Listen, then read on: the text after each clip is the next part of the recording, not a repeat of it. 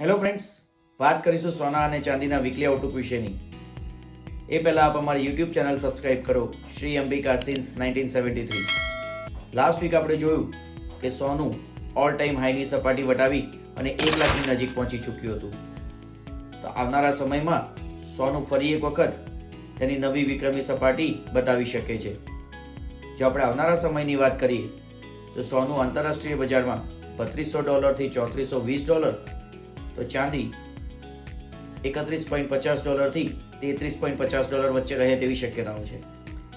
એટલે કે સોનામાં જો સ્થાનિક બજારની વાત કરીએ તો સ્થાનિક બજારમાં સોનું લગભગ 95,000 થી 1,01,000, તો ચાંદી 94,000 થી 1,01,000 વચ્ચે આવી શકે છે.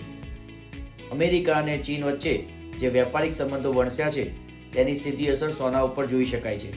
તો બીજી બાજુ સોનું વિશ્વમાં સેફ હેવન તરીકે હાલની પરિસ્થિતિ ખૂબ જ મોટા પ્રમાણમાં ખરીદી થઈ રહી છે.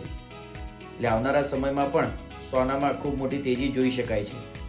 પરંતુ જો અમેરિકા અને ચીન વચ્ચે ક્યાંક સમાધાન થાય તો આ જ ભાવ ફરી એક 3,000 થી 4,000 રૂપિયા જેટલો નીચે આવી શકે છે, પણ હાલ તેની શક્યતાઓ દેખાતી નથી.